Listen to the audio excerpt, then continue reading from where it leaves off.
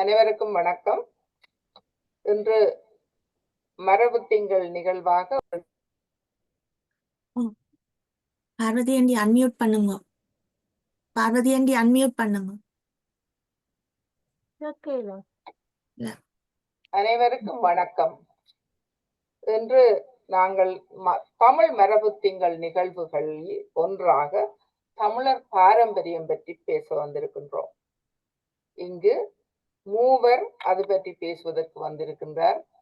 வன்னி வள நாட்டிலிருந்து நேரடியாகவே கனடாவிலே இருந்து பேச வந்திருக்கின்றார் ஜெயா தம்பையா. புவனேஸ்வரி பத்மநாதன் வசந்தத்தினுடைய ஒரு பெண்மணி. பல நிகழ்ச்சிகளை வசந்தம் குழுவில் நிகழ்த்தி கொண்டிருக்கின்றார். முதியோர்களுக்கு வயது போகாமல் இருப்பதற்கு, அவர்களுடைய ஞாபக சக்தியை நினைவூட்டுவதற்கு, ஞாபக சக்தியை அவர்கள் இழக்காமல் இருப்பதற்கான பல நிகழ்வுகளை அவர் முன்னெடுத்து செய்வதை நீங்கள் பலர் அதை பார்த்திருப்பீர்கள். அடுத்ததாக அவர் பெண்கள் பற்றி, பெண்களுடைய பங்களிப்பு, எங்களுடைய பாரம்பரியத்துக்கு பெண்களுடைய பங்களிப்பு என்ன என்பதை பற்றி பேச வந்திருக்கின்றார். அடுத்ததாக விருந்தோம்பல் பற்றி,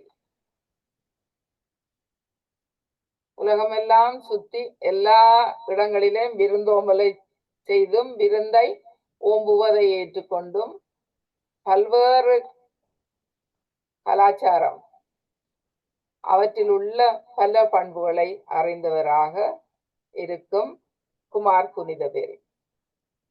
மூவரும் இந்த நிகழ்வில் கலந்து கொள்கின்றார்கள். இப்பொழுது முதலாவதாக வன்னி மரபுகள் பற்றி ஜெயா தம்பையா பேச இருக்கின்றார். இப்பொழுது அவரை அழைக்கின்றோம்.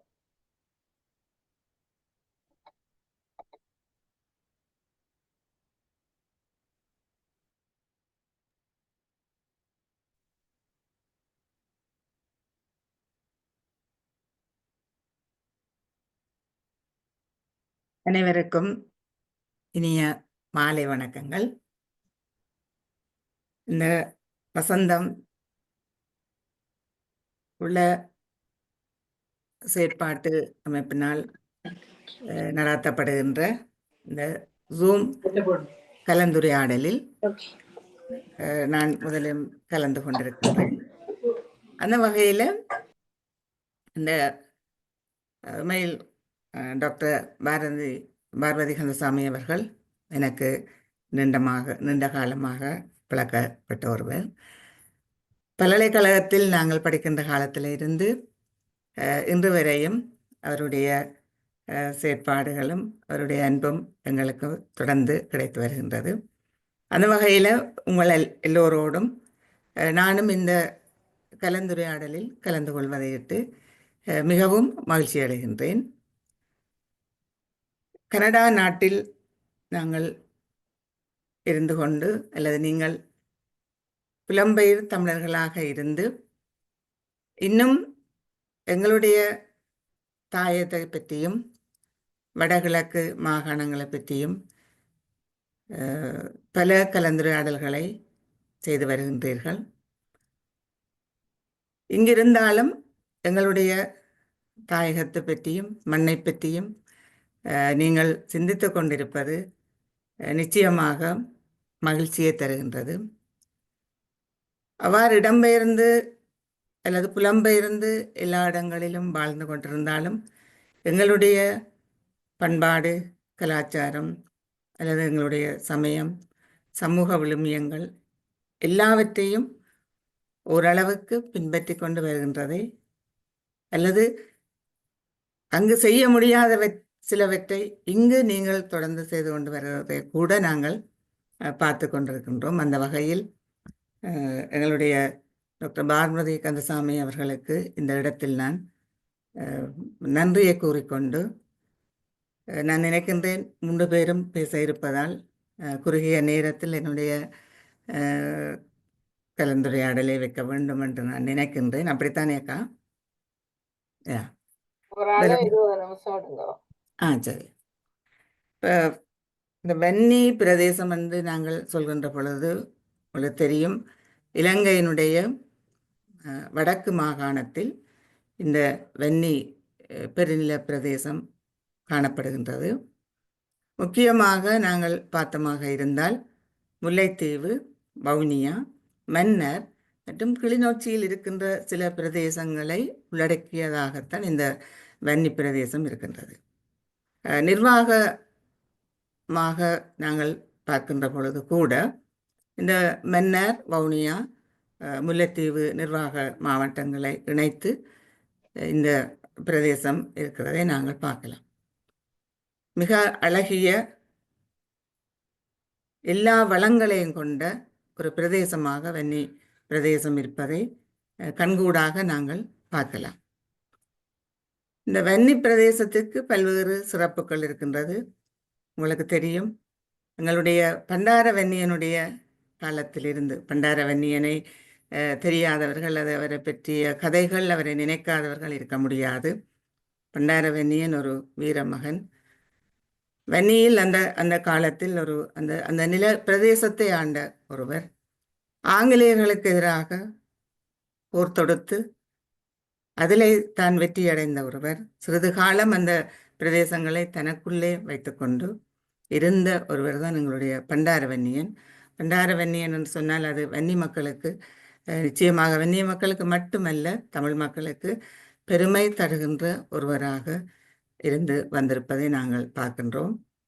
இந்த பண்டார வன்னியனுடைய காலத்தில் அவருடைய தலைமைத்துவம் அல்லது பண்பாட்டு விழுமியங்கள், சமயம், மொழி, இனம் போன்றவை பெருமளவில் மதிக்கப்பட்ட ஒரு காலமாக நாங்கள் பார்க்கின்றோம்.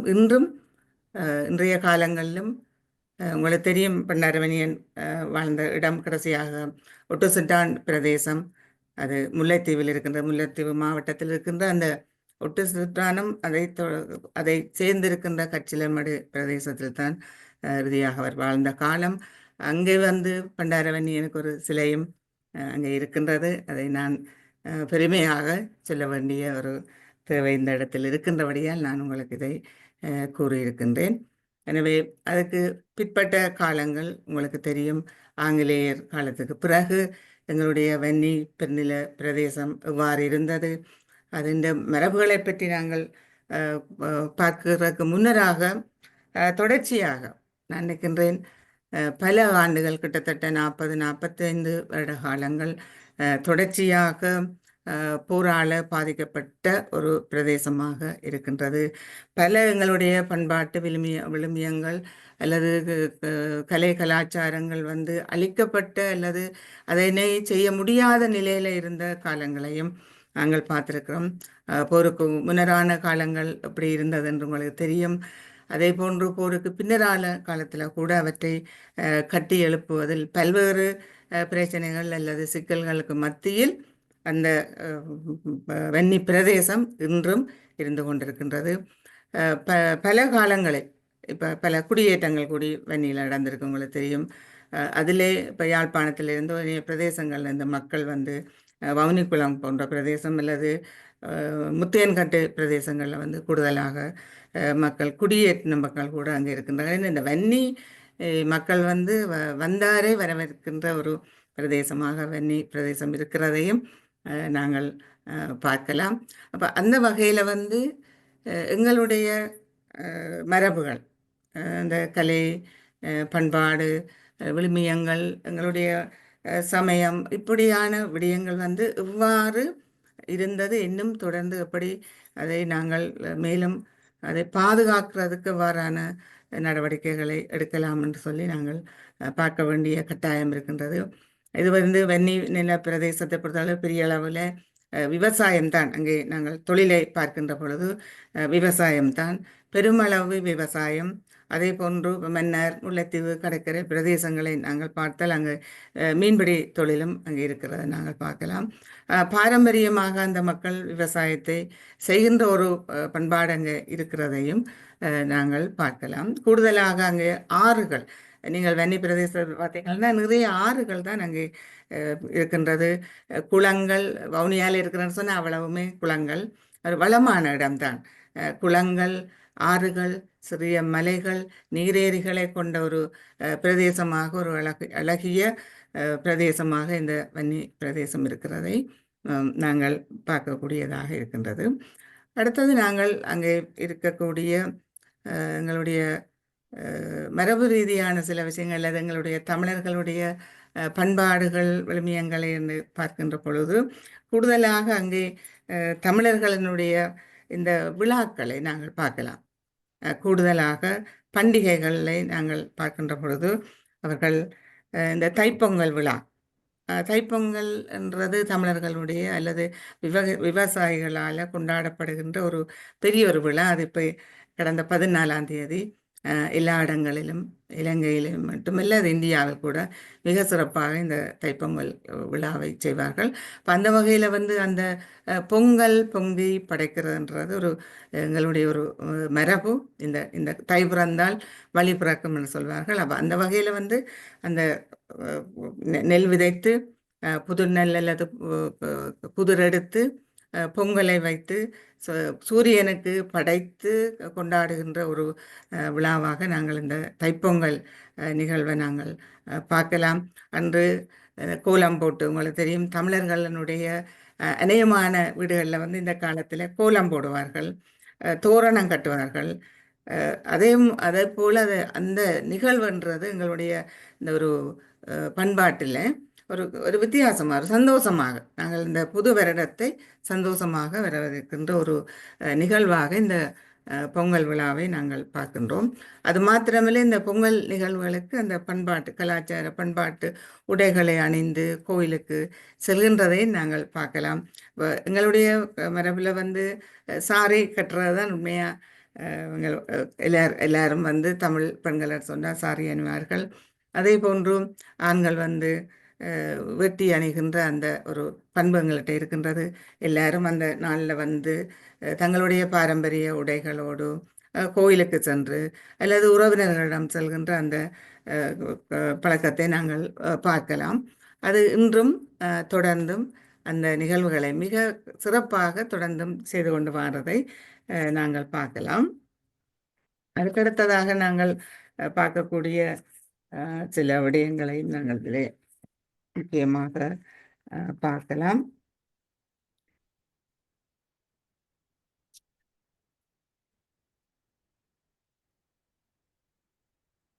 எங்களுடைய உறவு முறைகளில் முக்கியமாக கணவன், மனைவி, சகோதரர்கள், ஆசிரியர்கள், இவ்வாறான அந்த உறவு முறைகள் காலங்காலமாக அந்த முறைகளை சரியான முறையில் நல்ல பண்போடு நடக்கின்ற அந்த முறைகளை நாங்கள் பார்க்கின்றோம். ஆசிரியர்களை மதிக்கின்ற விடயம் என்றதை நாங்கள் பார்த்தோம்னு சொன்னால், அந்த மாதா, பிதா, குரு, தெய்வம் அதை மதிக்கின்ற ஒரு பண்பு எங்களுடைய பிரதேசங்கள் நிறைந்திருக்கிறத நாங்கள் பார்க்கின்றோம். இப்பொழுது சில மாற்றங்கள் அதுகளில் இருக்கிறதையும் காணக்கூடியதாக இருக்கின்றது. அடுத்தது நாங்கள் பார்க்குறோம் இந்த திருமணங்கள். எங்களுடைய மரபில் திருமணங்கள் எப்படி நடைபெறுகின்றதுன்றது உங்களுக்கு தெரியும். திருமணங்கள் ஆரம்ப காலங்களில் எங்களுக்கு தெரியும், அந்த திருமணங்கள்லாம் வீடுகளில் தான் நடக்கும். மிக சிறப்பாக ஆண் வீட்டாரும் பெண் வீட்டாரும் கலந்து பெண்ணுடைய வீட்டில் தான் இந்த திருமணங்கள் நடக்கிறத நாங்கள் பார்க்குறோம். அந்த ஒரு சிறப்பான நிகழ்வு அந்த ஆரம்ப காலங்களில் இருந்து நடந்ததை நாங்கள் பார்க்குறோம். ஆனால் இப்போ அண்மை காலங்களில் அதுகள்லையும் சில மாற்றங்கள் நடந்து வரதை நாங்கள் கண்கூடாக பார்க்கலாம். நிச்சயமாக அந்த நேரம் அல்லது அப்பொழுது நடைபெறுகின்ற அந்த திருமணங்கள் என்றது மிக விசேஷமானது. இப்பொழுது கூடுதலாக நீங்கள் பார்த்தீங்கன்னா வீடுகளில் இல்லாமல் அதை ஹோலில் நடத்துறது அல்லது ஒரு வித்தியாசமான முறையில் நடத்துகிற நிகழ்வுகளை நாங்கள் பார்க்குறோம். இருந்தாலும் எங்களுடைய பாரம்பரியத்தில் அந்த திருமணம் என்றது மிக முக்கியமான ஒன்று. கூடுதலாக அடுத்தது இந்த நாங்கள் எங்களோட மரபில் பார்க்குறோம், எல்லாத்துக்கும் நாள் பார்க்குறது. அது திருமணம் உண்டான இன்னொரு விடயத்தை நாங்கள் செய்கிறோன்றான அதுக்கு இந்த நாட்கள் பார்த்து நல்ல நாள் குறித்து செய்கின்ற அந்த ஒரு பண்பாடு எங்கள்கிட்ட இருக்குது. இப்பவும் அவ்வாறான விடயங்களை பார்க்கின்றார்கள். நிச்சயமாக அந்த விடயங்களை பார்க்கின்ற ஒரு நிலைமையை நாங்கள் இப்பவும் எங்களுடைய இடங்களில் பார்க்கலாம். அடுத்து நாங்கள் பார்க்குறோம்னா விருந்தோம்பலை பற்றி இன்னொரு ஐயா அவர் கதைக்க இருக்கிறதால விருந்தோம்பல் பண்பென்பதும் தமிழர்களுடைய பண்புதான். அது நிச்சயமாக வெண்ணியை பொறுத்தளவில் நான் ஏற்கனவே சொன்னது போன்று இந்த எங்களுடைய எத்தனையோ பிரச்சனைகள் எங்களுடைய பிரதேசங்களில் நடந்திருக்கு. ஆனால் இந்த வந்தாரே வரவேற்கின்ற அந்த பண்பு வன்னிக்கு இருந்தபடியால் தான் வன்னியில் இந்த காலங்களில் எல்லா இடங்கள்லையும் இருந்து இலங்கையினுடைய எல்லா பகுதிகளிலும் இருந்து மக்கள் இடம்பெயர்ந்தோ பல பிரச்சனைகள் காரணமாக வெந்நில இன்றைக்கு அந்த எல்லோரும் வாழ்ந்து கொண்டு இருக்கின்றார்கள் என்று சொன்னால் அந்த விருந்தோம்பல் பண்புதான். அதை நான் நினைக்கிறேன் சிறப்பாக கதைக்க இருக்கின்றார்கள். அடுத்தது நாங்கள் பார்க்கலாம் இந்த எங்களுடைய விளையாட்டுகள் நிறைய எங்களுடைய வன்னியோ அல்லது வன்னி மரபுகளில் நாங்கள் பார்க்கின்ற பொழுது நிறைய விளையாட்டுக்களை எங்களுடைய பிள்ளைகள் விளையாடி கொண்டிருக்கிறத நாங்கள் பார்க்கலாம். கூடுதலாக உங்களுக்கு தெரியும் அந்த கிளித்தட்டு என்றது, கிளித்தட்டு விளையாடுறது, அந்த கிட்டிப்புல்லு விளையாடுறது, மற்றது கபடி விளையாடுறது, எட்டுக்கோடு நாங்கள் எல்லாரும் விளையாடி இருப்போம். அந்த வழக்கு மரத்தில் ஏறுறது, கயிறு இழுக்கிறது, அடுத்தது முட்டி உடைத்தல், கிளிக்கோடு பாய்தல், போர்த்தங்காய் உடைத்தல், பல்லாங்குழி விளையாட்டு, இப்படி பல எங்களுடைய பாரம்பரிய விளையாட்டுக்களை நாங்கள் பார்க்கலாம். அந்த விளையாட்டுக்களை மிக சந்தோஷமாக கூடுதலாக நான் ஏற்கனவே சொன்னபோது இந்த பொங்கல் விழா, அடுத்தது வருடப்பிறப்பு, உங்களுக்கு தெரியும் சித்திரை வருடப்பிறப்புன்னு சொன்னால் அது தமிழர்களுக்கு ஒரு மிக சந்தோஷமாக விளையாடுகின்ற நாங்கள் கொண்டாடுகின்ற ஒரு கொண்டாட்டம் வருஷப்பிறப்பு. அந்த வருஷப்பிறப்பு நாளில் நிச்சயமாக இந்த விளையாட்டுக்களை நாங்கள் எல்லாரும் கூடி விளையாடுகிற அந்த விளையாட்டுக்கள் இருக்கும். நாங்கள் எல்லா இடம் போவோம், சுற்றி போய் அந்த விளையாடுகின்ற அந்த பண்பு, இந்த விளையாட்டுக்கள் இப்பவும் இருக்கின்றது. ஆனால் சிலது அது விடுபட்டு போகிற இல்லை மாதிரி போகிற சந்தர்ப்பங்களையும் நாங்கள் பார்க்குறோம். அது ஒரு மிக சந்தோஷமானது. இப்போ எந்த இடத்துக்கு உளம் சிறப்பாக இருக்கணும்னு நினைக்கிறோம், உடலும் உள்ளமும், இந்த உடலுக்கும் உள்ளத்துக்கும் சிறந்த ஒரு விடயங்கள் எங்களுக்கு வருதுன்னு சொன்னால் அது இந்த விளையாட்டுக்களாகவும் எங்களுடைய இந்த பண்பாடு அல்லது விழாக்களுக்குள்ளாலேயும் தான் அது ஏற்படுகின்றது. அது நிச்சயமாக எங்களுடைய மரபிலே அது இருந்தது, தொடர்ந்தும் இருக்கிறதுக்குரிய பல்வேறு நடவடிக்கைகளை நாங்கள் எடுக்க வேண்டும் என்று நான் இந்த இடத்தில் கூறிக்கொள்ள விரும்புகின்றேன். அதே போன்று எங்களுடைய விழாக்களில் தீபாவளி பண்டிகை அது மிக சிறப்பாக தமிழர்களிடத்தில் கொண்டாடப்பட்டு வருவதையும் நாங்கள் பார்க்கலாம். இதோட நான் சில விஷயங்களை மட்டும் குறிப்பாக சொல்லாமல் நினைக்கிறேன். அந்த வகையில் இந்த முக்கியமாக எங்களோட கலைகள் நீங்கள் பார்த்தீங்கன்னா வன்னிக்கு ஒரு சிறப்பு இருக்கின்றது. வன்னியினுடைய கலைகளில் முக்கியமாக கூத்து, நாடகங்கள், அதே போல் நாட்டார் பாடல்கள், இந்த விடயங்களில் வன்னி பெருநில பிரதேசத்தில் நீங்கள் இதை சிறப்பாக பார்க்கலாம். வன்னிக்கே சிறப்பானது இந்த கோவலன் கூத்து. அங்கே கோயில்கள் உங்களுக்கு தெரியும், எங்களுடைய கோயில்கள், அந்த கோயில்களுடைய பண்டிகைகளை நாங்கள் நிச்சயமாக பார்க்குறோம். நாங்கள் அந்த வகையில் இந்த வற்றாப்பளை கண்ணகி அம்மன் கோயில்னு சொன்னிச்சுன்னா அந்த கோயில் காலத்தில் நாங்கள் முக்கியமாக பார்க்குற இந்த கோவலன் கூத்து. இந்த கோவலன் கூத்து விடிய விடிய நடக்கும், சில நேரம் 3-4 நாட்களுக்கு தொடர்ந்து நடக்கும். இப்போ இது பல்வேறு இடங்களையும் என்னுடைய கூடுதலாக இது முல்லைத்தீவு மாவட்டத்தில் தான் வற்றாப்பளை இருக்கின்ற வற்றாப்பளை கோயில் எல்லாருக்கும் தெரிஞ்சிருக்கும், கண்ணகி அம்மன் கோயில், அங்கே இந்த சிறப்பு இருக்கின்றது. அதே போல் நீங்கள் பார்த்தீங்கன்னு சொன்னால் இந்த காத்த விராயர் கூத்து, இந்த காத்த விராயர் கூத்தும் இந்த வற்றாப்பளை கோயில் கண்ணகி அம்மன் கோயில் காலங்களில் கூடுதலாக அந்த கூத்து நிகழ்வுகள் நடக்கும்.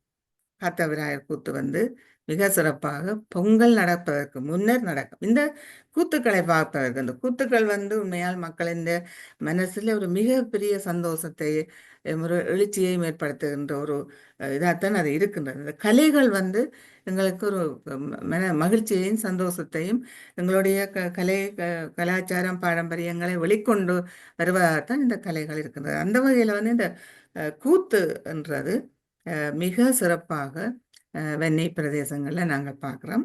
இது இது ஒரு சமயத்தோட தொடர்புடைய ஒரு நிகழ்வாக நிற்கிறத நாங்கள் பார்க்கலாம். இந்த தமிழ் பாரம்பரியத்தில் இருக்கின்ற இந்த கூத்துக்களில் நான் ஏற்கனவே சொன்ன சமயம் சைவ சமயத்தவர்களால் வன்னி பிரதேசத்தில் கூடுதலாக இருக்கின்றார்கள். அதே போன்று இப்போ மன்னர் பிரதேசங்களில் நாங்கள் கிறிஸ்தவர்களும் இருக்கின்றார்கள். அதே போன்று முஸ்லீம்களும் இருக்கிறத நாங்கள் பார்க்குறோம். இந்த கிறிஸ்தவ கூத்துக்கள் கூட மன்னார் பிரதேசங்களில் இருக்கிறதை நாங்கள் பார்க்கக்கூடியதாக இருக்கிறது. அப்போ அந்த வகையில் வந்து நாங்கள் பார்த்தா இந்த வன்னியை பற்றி பல நூல்கள் எழுதப்பட்டிருக்கின்றது. உங்களுக்கு தெரியும், எங்களுடைய முல்லைமணி ஐயா அந்த வன்னியின் வரலாறு தொடர்பாக எழுதியிருக்கின்ற, அதே போன்று அருணாசலத்துறை அவர்கள் வன்னியின் வரலாறும் பற்றி எழுதியிருக்கின்றார். இதே போன்று இந்த மெட்ராஸ் மயில் வந்து கூடுதலாக இந்த நாடகங்கள் கூத்துக்கள் தொடர்பாக பல விடயங்களை அவர் எழுதி அவர் அதை பழக்கி அரங்கேற்றி இருக்கின்றார். நிறைய நாட்டார் பாடல்களை அவர்கள் எழுதியிருக்கின்றார்கள். இப்போ கூடுதலாக நான் ஏற்கனவே சொன்னது விவசாயம், இந்த மீன்பிடி துறையில் வந்து நிறைய பாடல்கள் இருக்கின்றது. அப்போ அந்த அந்த விவசாயத்துக்கு அறிவு வெட்டு பாடல்கள் பரத்து என்று சொல்வார்கள். எனக்கு நல்ல ஞாபகம் இருக்கின்றது. இந்த அரியவட்டு காலத்தில் வந்து மழை பெய்கிறதுக்காண்டி சில நிகழ்வுகளை செய்வார்கள். அப்படியான விடயங்கள் வந்து அது வன்னிக்கு உரிய சிலவற்றை நாங்கள் பார்க்கலாம். எனவே இந்த நிகழ்வுகளையும் கூடுதலாக வன்னி பெருநில பிரதேசத்தில் நாங்கள் பார்க்கக்கூடிய இருக்கின்றது. எனவே இந்த வகையில் நாங்கள் பார்க்க இந்த வன்னி பெருநில பிரதேசம் எங்களுடைய மக்கள் எல்லா இடமும் சரிந்து வாழ்கின்றார்கள். காடுகளையும் இனிய வயல் நிலங்கள், குளங்கள், ஆறுகள் எல்லாத்தையும் கொண்ட ஒரு பிரதேசமாக இருக்கின்றது. அங்கு இருக்கின்ற பண்பாடுகள், கலாச்சாரத்தை நாங்கள் நான் முழுக்களையும் கதைக்க முடியாத சில விஷயங்களை தொட்டு சென்றிருக்கிறேன் நான் நினைக்கின்றேன். அந்த வகையில் இது தொடர்பாக நான் கூடுதலான நேரத்தை எடுக்காமல் தொடர்பாக உங்களுடைய கேள்விகளையும் அல்லது உங்களிடமிருந்து சில இவ்வாறான விஷயங்கள் அங்கே இருக்கக்கூடிய விடயங்களையும் கேட்கலாம்னு நான் நினைக்கிறேன். அந்த வகையில் எனக்கு இவ்வாறான சந்தர்ப்பத்தை தந்தமைக்கு நன்றி கூறி விடைபெறுகின்றேன். நன்றி, வணக்கம். நன்றி ஜெயா. வன்னி பிரதேசத்திலே நீங்கள் பரத்தை விட்டு அதாவது பற்றி சொன்னீர்கள். அதாவது கோடை காலத்திலே அதாவது சித்திரை மாதத்திலே கூடுதலான கூத்துக்களும் கேளிக்கை நிகழ்ச்சிகளும் பெரிய பெரிய ஊஞ்சால்கள் கட்டி அவர்கள் ஆடுவதை எல்லாம் நான் பார்த்திருக்கின்றேன். ஆகவே அந்த நினைவுகளை நீங்கள் மீட்கிறீர்கள். மீண்டும் இந்த சபையில இருப்பவர்களும் அந்த நினைவுகளை மீட்டுக் கொள்ளுவார்கள் என்று நான் நினைக்கின்றேன். அடுத்ததாக பெண்கள் இந்த தமிழர் பாரம்பரியத்துக்கு பெண்கள் என்ன வகையான பங்களிப்பை செய்திருக்கின்றார்கள் என்பதை பற்றி பேச வருகின்றார் புவனேஸ்வரி அம்மா. இப்போ பெண்கள் வந்து எல்லோரும் வந்து இந்த பாரம்பரியத்தை பாதுகாக்கிறது அல்லது கலாச்சாரத்தை அல்ல பண்பாட்டை பாதுகாக்கிறது பெண்கள் தான் என்ற அந்த ஒரு எண்ணத்தை இந்த மேலை தேச நாடுகளிலும் கூட இந்த பெண்களிடம் சுமத்தி இருப்பதை நாங்கள் பார்க்கக்கூடியதா இருக்கிறது. கலாச்சாரம் அல்லது பண்பாட்டு நிகழ்வு உடனே அந்த சாரியை எடுத்து கொண்டு வர வேண்டும் அந்த நிகழ்வுக்கு என்பது அல்ல பல பெண்களிடம். இப்போ நீங்க ஃபியூனரலுக்கு செத்த வீடுகளுக்கு நீங்க போனால் கூட பார்க்கலாம், சாரி எடுத்து கொண்டு வர்றது கூடிய மரபாக இருக்கின்றது. அதனை பெண்கள் அந்த சாரி உடுத்தால் எங்களுடைய தமிழ் பண்பாடு காட்டப்படும் என்ற ஒரு எண்ணம் பலரிடம் அது இருப்பதை நாங்கள் பார்க்கிறோம். அந்த பெண்கள் தான் பண்பாட்டை பாதுகாக்க வேண்டியவர்கள் என்ற ஒரு எண்ணத்தையும் சமூகம் பரவலாக வைத்திருப்பதை நாங்கள் அவதானிக்க முடிகிறது. இது பற்றி எங்களுடைய புவனேஸ்வரி அம்மா இப்பொழுது தன்னுடைய கருத்துக்களையும் அந்த பங்களிப்பை பற்றிய சில குழுமியங்களையும் நிகழ்ச்சிகளை பற்றியும் உங்களோட கலந்துரையாடுவார். எல்லோருக்கும் அன்பு கனிந்த வணக்கம். இன்று தமிழர் மரபு திங்கள் நிகழ்வுக்கு தலைமை தாங்கும் டாக்டர் பார்வதி கந்தசாமிக்கும், பேச்சாளர்களாக வந்திருக்கும் ஜியா தம்பிராஜா, குமார் புனிதவேல் மற்றும் பார்வையாளர்கள் அனைவருக்கும் என் அன்பு வணக்கம். முதலில் இந்த தமிழ் மரபு திங்கள் அமைப்பை உருவாக்க முன்னிலையாக இருந்தவர்களை நாங்கள் ஒருக்கா நோக்குவோம். தமிழ் பாராளுமன்ற உறுப்பினர்களே இதுக்கு முக்கிய காரணமாக இருந்தார்கள்.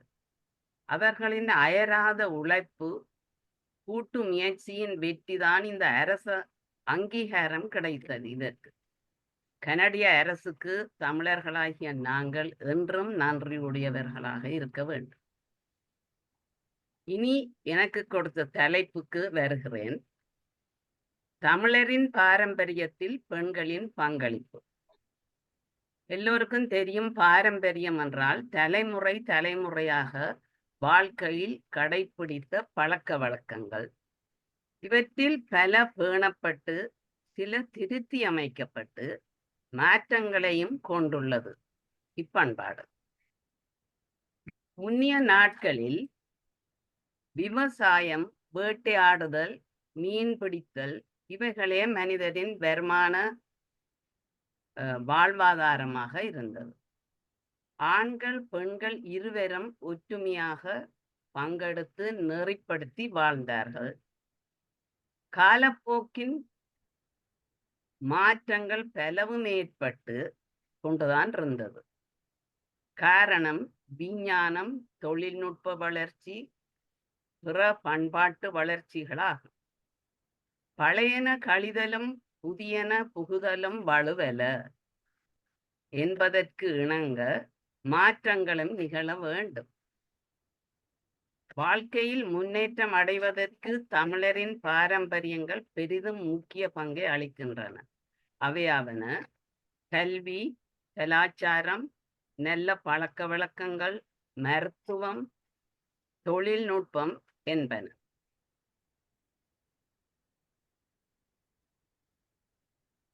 இவற்றிற்கு உந்துகோலாக மொழி, இலக்கியம், இசை, நடனம், ஓவியம், சிற்பம், நாட்டுப்புறக்கலை, தற்காப்பு கலை, உணவு முறைகள், தெய்வ வழிபாடு போன்றவைகளாகும். ஆணும் பெண்ணும் சரிசமன் என்று சிவபெருமானே அர்த்த நாரீஸ்வர கோலத்தில் நிரூபித்திருந்தாலும் பெண்கள் ஒரே நேரத்தில் 4-5 வேலைகளை செய்கிறார்கள். ஆற்றல் படைத்தவர்கள், அது எல்லோருக்கும் தெரியும். ஆண்களும் பார்க்க பெண்கள் ஒரே நேரத்தில் 4-5 வேலைகளை செய்யணும். பாரம்பரிய விஷயத்தில் அதன் பங்களிப்பும் பெண்களுக்கு கூட இருப்பதால தான் இந்த தலைப்பை தரப்பட்டிருக்கிறேன் என்று நான் நினைக்கிறேன். நாங்கள் முதலில் மொழியை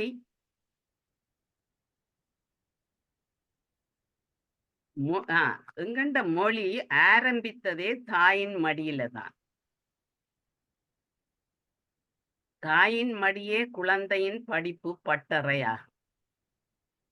அன்பு, ஆதரவு, அரவணைப்பு, பாசம், நேசம், ரசிப்பு அத்தனையும் பெண்களிடமே கூடுதலாக உள்ளதால் மழலை பாடசாலைகளில் பெண்களின் பங்களிப்பு அதிகம் என்று சொல்லலாம். தாய் தந்தையரை மதித்தல், பெரியார் குருவை மதித்தல், நல்ல நட்பு, இன்சொல் பேசுதல், உயிர்களிடத்தில் அன்பு வைத்தல் இவை எங்கள் பாரம்பரிய நட்பண்புகளாகும். சிறு வயதிலேயே இவை புகட்டினாத்தான் பசுமரத்தாணி போல் சிறுவர்கள் மனதில் பதியும். இப்பொழுது பெண்கள் கணக்க தமிழ் வகுப்புகள், இசை, நடனம், தற்காப்பு கலை போன்றவற்றிற்கு தாங்களே கூட்டிச் சென்று அவர்களின் முன்னேற்றத்திற்கு உந்துதலாக இருக்கிறார்கள். மேற்கூறிய கலைகளிலே பெண்கள் இப்போது கொடிகட்டி பறந்து வெற்றி வாகை சூடுகிறது. நாங்கள் டிவியில, யூடியூப் இதுல எல்லாத்துலயும் நாங்கள் பார்க்கிறோம். அடுத்து பழக்க வழக்கங்களை எடுத்துக்கொள்வோம்.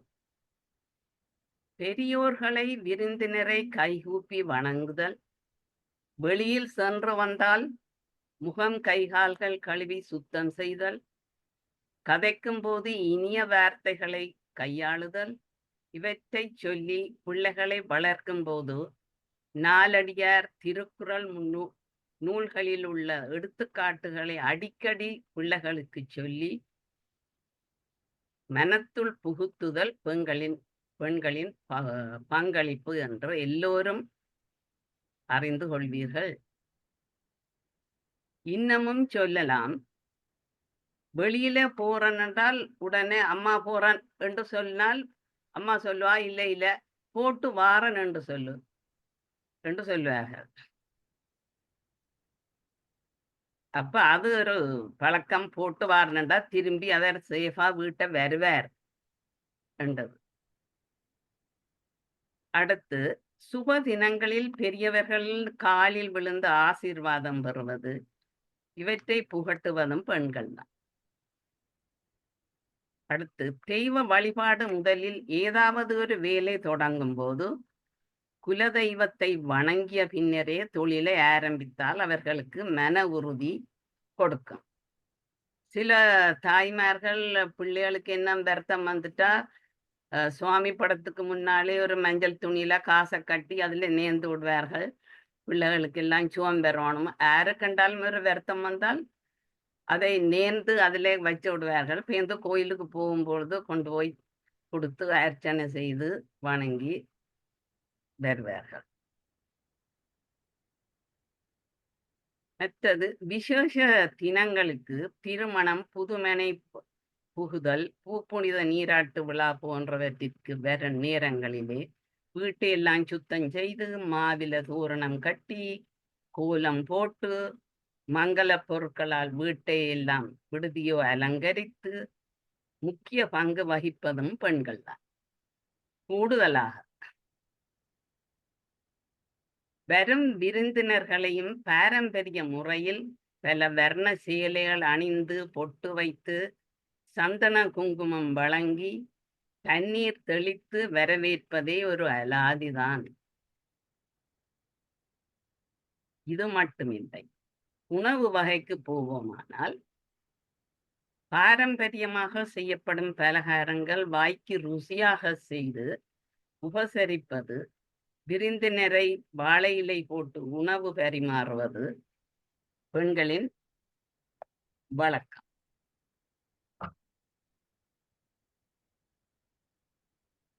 இனி சாப்பிட்ட உணவை, சாப்பிட்ட சாப்பாடு செமிக்கவன். அப்ப அதுக்கும் அந்த பாரம்பரியத்துல சில இதுகள் இருக்கு, முறைகள். என்னண்டா தாம்பூலம் கொடுக்கிறது, தாம்பூல வணக்கம். அதிலே வெற்றிலை, பாக்கு, சுண்ணாம்பு அதிலே சேர்மதியாக இருக்கும். இப்போது வீடாண்டு வந்துட்டது. இப்ப லேட்டஸ்டா இப்ப வீடாண்டு வந்துட்டது. ஆனால் அதிலே முந்தின மாதிரியான குணாதிசயங்கள் இருக்கும் என்று எனக்கு ஐமிச்சம். இந்த தாம்பூலத்தின் ஒரு சிறந்த பண்பு இருக்கு. எலும்பு தேய்மானம் போகாமல் இருக்க கல்சியம் மாத்திரையை இப்போது எல்லோரும் எடுக்கிறார்கள். கல்சியம் உடலில் உறிஞ்சப்பட வேணுமென்றால் அதற்கு விட்டமின் டி குளிசேவை விடணும். அடுத்தது, ஆனால் வெற்றிலையை போடும்போது சுண்ணாம்பும் சேருவதால் கல்சியம் கிடைக்கிறது. வெற்றிலையில் சூரிய ஒளியினால் அந்த பச்சையம் நிறைந்த பகுதி ஊட்டச்சத்து பெற்று கல்சியம் உறிஞ்சப்படுவதற்கு உதவி அளிக்கிறது. ஆனால் நாங்களோ மருந்து மாத்திரைக்கு பணத்தை விரயம் செய்கிறோம். முந்தி உணவே மருந்தாக இருந்தது, இப்ப மருந்தே உணவாக வந்துவிட்டது எல்லோரும். இனி இந்த சமையல் முறைகளை பார்ப்போம். சமையல் முறையில் இன்னும் பாரம்பரியமாகத்தான் கடைபிடித்து பெண்கள் சமைத்து வருகிறார்கள். அந்த கொரோனா காலங்கள் வந்திருக்க உணவு காலங்களிலும் இம்முறையான உணவுகளை பெண்கள் கடைப்பிடித்த கையாண்டதாலே தான் அநேக உயிர்கள் பிழைத்தன. இப்ப கூடிக்கொண்டு போகின்றது. சிறுதானியங்கள், இலக்கறி வகைகள், பாவனைகள் இப்பொழுது கூடிக்கொண்டு போகின்றது. எல்லோருக்கும் இப்ப தெரியும், ஒரு அந்த ஹெல்த் கான்சியஸா வந்துட்டு நம்ம இப்ப அது சாப்பிட்டால் இது வரும், இது சாப்பிட்டா அது வரும்ண்டு இப்ப எல்லோரும் பழைய மூலிகைகளுக்கு கூட கவனம் செலுத்துறார்கள். சிறுதானியங்கள், இலக்கறி வகைகள், பாவனையில் இப்ப நல்லா கூடிக்கொண்டு போகுது. வெளிநாடுகளில் வாழும் தமிழ் மக்கள் வாங்கக்கூடிய முறையில தமிழ் கடைகள்லயும் எல்லாம் எளிதாக கிடைக்கிறது. இனி பாத்திர வகைகளை எடுத்துக்கொள்ளுவோம். முந்தி நாங்கள் நாட்டில் இருக்கேக்கல சட்டிவாணி அதுகள்ல தான் சமைத்தது, மண் சட்டிவாணியில். அப்ப அங்க இருக்கிறவ பேந்து காலங்காலமாக அந்த சட்டிவானை அது கொஞ்சம் வெக்கமாயும் வந்துட்டுது. சட்டிவானியை விட்டுட்டு பேந்து அலுமினிய பாத்திரம், பேந்து ஸ்டெயின்லெஸ் ஸ்டீல், அப்படி எல்லாம் பேந்து நான் ஸ்டிக், அப்படி எல்லாம் இப்ப வந்துட்டுது. இந்த சில பாத்திரங்கள்ல ரசாயனம் கலந்த உலோக பாத்திரங்கள் உடலுக்கு கெடுதியை விளைவிக்கும். அப்ப இதை கூடாதுன்னு இப்ப எல்லாருக்கும் தெரியும். இப்ப பாரம்பரிய முறைக்கு தமிழ் கடையில போய் சட்டி எல்லாம் வேண்டி வடிவா சமைத்தோன்றிருக்கிறார்கள். இப்ப அநேக வீடுகள்ல இப்ப சட்டி இது கட்டாயம் இருக்கு. ஆனால் அது ஒரு ருசியாயும் இருக்குமென்று எல்லாரும் இப்ப உணர்ந்தும் இருக்கணும். அடுத்து எல்லோருக்கும் தெரியும், எங்கள் சமூகங்கள்ல பாடசாலையில நடக்கிற சிக்கல்கள், அநேக சிக்கல்கள் நடக்கிறது. மனப்பிளவுகள், தற்கொலைகள், கொலைகள், தனிமையில் கைவிடப்பட்ட பெற்றோர் மன உளைச்சலோடு வீட்டை விட்டு வெளியேறி விபத்துக்குள்ளாக முதியோர்கள், போதைப் பொருட்களுக்கு அடிமையாகும் இளம் சமுதாயம், இவற்றை இனங்கண்டு தீர்த்து வைக்கும் சமூக சேவையாளர்களாக பெண்கள் மத்தியிலே அதிகம் உள்ளனர். அநேக அமைப்புகள், இப்ப டாக்டர் பார்வதி கந்தசாமியின் அமைப்பிலேயே இதை பற்றி கனதரம் திருப்பி இது நடைபெற்று கொண்டிருக்கிறது. ஒரு விழிப்புணர்ச்சி வர வேணும் இடத்துல. அவர்களுக்கு பண்பான அறிவுரை கூறி திருந்த நமது பாரம்பரிய முறைகளை கையாண்டு மாற்ற முயற்சிப்பவர்களும் பெண்கள் தான் கூடுதலாக இருக்கிறார்கள். இப்படி சொல்லிக்கொண்டே போனால் இன்னும் கணக்கு சொல்லலாம்.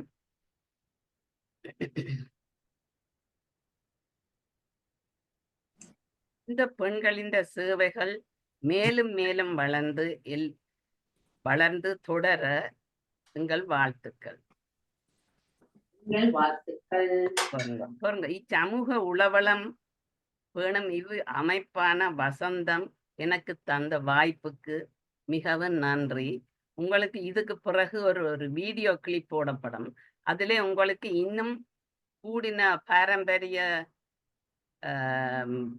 பங்களிப்புகள் கூட விளங்கும். இப்போது மிஸ்டர் பத்மநாதன் போடுவார் உங்களுக்கு வீடியோ கிளிப். அதுல ஒரு சின்ன சிக்கல் தடங்களா இருக்குது. நாங்கள் இப்பொழுது உங்களுடைய பேச்சுக்கு பிறகு நாங்கள் புனித வேலவருடைய விருந்தோம்பலுக்கு பிறகு அந்த வீடியோவை நாங்க போடுவோம். பார்வதி ஆண்டி, ஓ ஆனா பத்மநாதன் ஐயா சொன்னவர் தனக்கு அக்சஸ் இருக்கு ஷேர் பண்றதுக்கு, அவர் ஒருக்கா ட்ரை பண்ணட்டும். சரி. ஆனா இதுல இந்த கம்ப்யூட்டர்ல வருது இல்ல, ஷேர் பண்றேன். ஓகே, நான் அது கிளியர் இல்லாம இருக்கு அந்த படம்.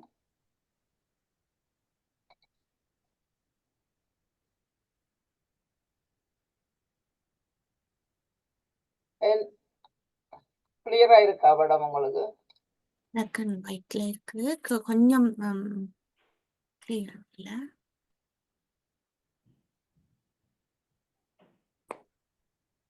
ஐயா ஒளி பிளாக் அண்ட் ஒயிட்லயா காட்டுறீங்க பத்மநாதன்? ஆமா. ஒவ்வொரு செயலும் அறிவியல், உண்ணும் உணவெல்லாம் மருத்துவம், அனைத்திலும் அறநெறி. ஒரு காலத்தில் ஒவ்வொரு கடைக்கோடி தமிழனின் மரபிலும் மனதிலும் வெகு சாதாரணமாக இருந்த செயல்பாடுகள் இவை. இதையே அண்டை நாட்டினர் அங்கீகரித்து சொல்லியிருந்தால் பழகியிருப்போம், பகிர்ந்திருப்போம். நம் அன்புக்குரியவர்கள் சொன்னதால் அலட்சியப்படுத்திவிட்டு ஓடிக்கொண்டிருந்த நமக்கு ஒரு கண்ணுக்கு தெரியாத கிருமி நம் பாரம்பரியத்தின் மகத்துவத்தை புரிய வைத்து விட்டது. உலக மக்கள் நம் பாரம்பரியத்தை ஆச்சரியத்துடன் கொண்டாடத் துவங்கியுள்ளனர்.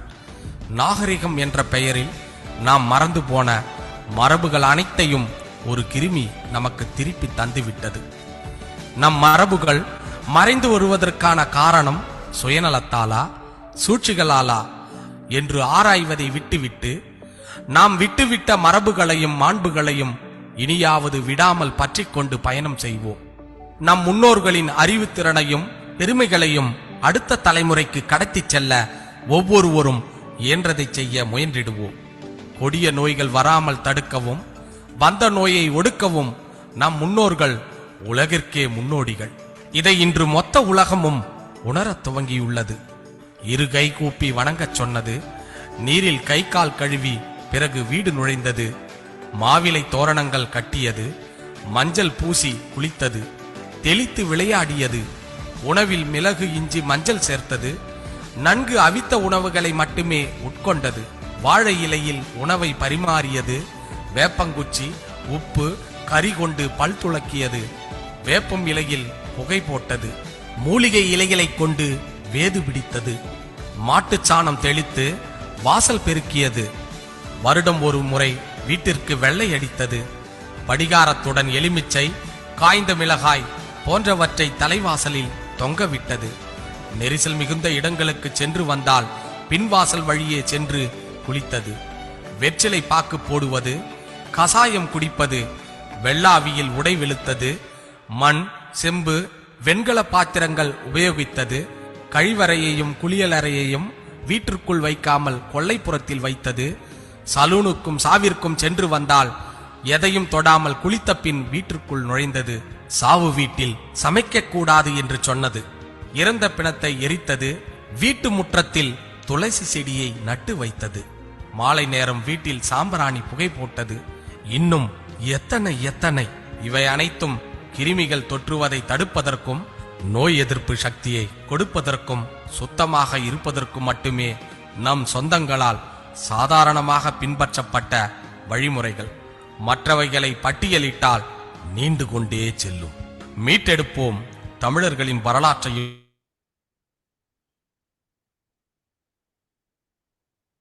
நன்றி ஐயா.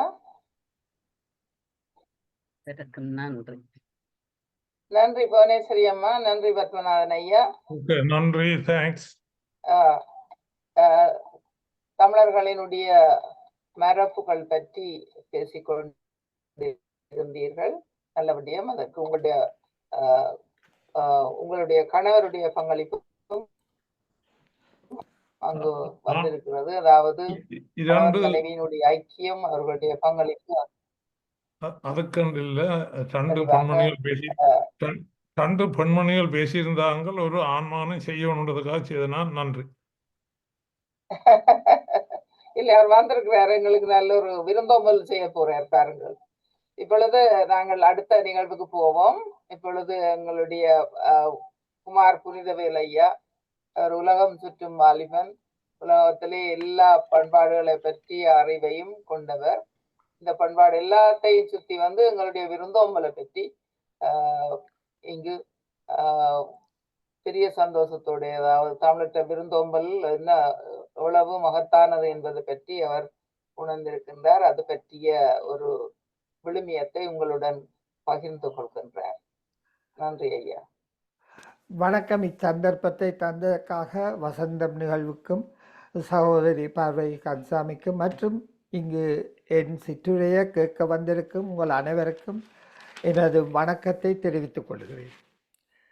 இந்த வணக்கம் அடிப்படையில் யாராவது விருந்தினர் வீட்டை வந்தால் நாங்கள் செய்கிறது. இந்த வணக்கம் என்றதில் வா இணக்கம் என்றது ஸ்லோகம், மற்றது வலதும் இடரும் சேர்றது அபிநயம். ஒரு நல்ல ஸ்லோகம் வா இணக்கம், அது நல்ல அபிநயம், இப்படி வலதையும் இடதையும் சேர்ந்து இணங்குகிறது. இந்த வணக்கம் ஏன் இவ்வளவு தூரம் இருந்தோம்பினோம் என்று கேட்டால், உலகத்தில் நான் எத்தனையோ சமூகத்தோடு பழகி இருக்கிறேன். ஒருத்தராவது திருமணம் செய்வதற்கு வரைவிலக்கணம் கொடுத்தது விருந்தோம்பது என்று சொல்லவில்லை. மற்ற எல்லாம் சொல்லுவீனம், ஏன் திருமணம் செய்து குடும்பமாக வாழ்கிறோம், ஏன் ஒரு வீடு வச்சிருக்கிறோம், எல்லாரும் சொல்கிறது என்னன்னா ஒரு குடும்பத்தை வளர்த்து பிள்ளைகளை வளர்த்து ஆளாக்குறதுக்கு. ஆனால் ஐயன் வள்ளுவன் தான் சொன்னான், இருந்தோம்பி இல்வாழ்வது எல்லாம் விருந்தோம்பி வேளாண்மை செய்த பொருட்டு. இந்த டெஃபினிஷன், இந்த வரைவிலக்கணம் வேறு ஒரு சமூகத்திலேயும் இல்லை. ஆனால் ஒத்துக்கொள்கிறேன், சில சமூகங்களில் நல்ல விருந்தோம்பல் இருக்குது, நான் அனுபவிச்சிருக்கிறேன். ஆனால் நாங்கள் திருமணம் செய்து வாழ்வதே விருந்தோம்புவது என்று வாழ்ந்த ஒரு சமூகம் நாங்கள். இப்போ பார்ப்போம், ஒருத்தர் வீட்டை வந்தாரன்னு வைப்போம். வந்தால் முதல் என்ன வேலை செய்வோம், வணக்கம் என்று கூறி வரவேற்று உடனே அவர்கிட்ட கையில் ஒரு செம்பு தண்ணியை கொடுப்போம். வெளியில் இருக்கிற ஊற்றியை எல்லாம் கழுவி போட்டு ஒரு முடக்கு தண்ணியும் குடிச்சிட்டு வீட்டுக்கு வருவேன். இந்த செம்பு ஒரு விசேஷமான சாமான். செம்பு என்றது ஒரு உலோகம்.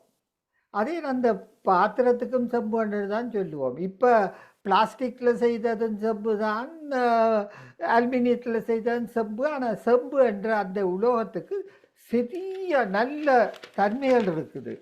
உதாரணத்துக்காக செம்பில் தண்ணி வச்சு இருந்து கண்ணேரம் வச்சிருந்து எடுத்து குடித்தா உங்களுடைய உணவு செமிக்கிறது நல்லா நடக்குது. உங்களுடைய செம்பில் தண்ணி வச்சு குடித்தால் உங்களோட எடை குறையுது. செம்பில் தண்ணி வச்சு குடித்தால் உங்களோட காயங்கள் புண்கள் விரைவாக ஆறும். மற்றது பக்கவாதம், மூட்டு வலி போன்றவற்றை குறைக்கிறதுக்கு செம்பில் தண்ணி வச்சு குடித்தா நல்ல என்று சொல்லுகிறார்கள். அதோடு மெலனின் என்ற தோலில் சுரக்கும் ஒரு இது எங்களுடைய உடம்பை பிரகாசிக்க வைக்கும்.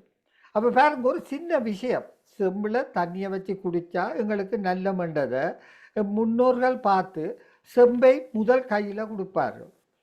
அடுத்தது பாருங்கள், நாங்கள் வாழை இலையில் சாப்பாடு கொடுத்தோம்.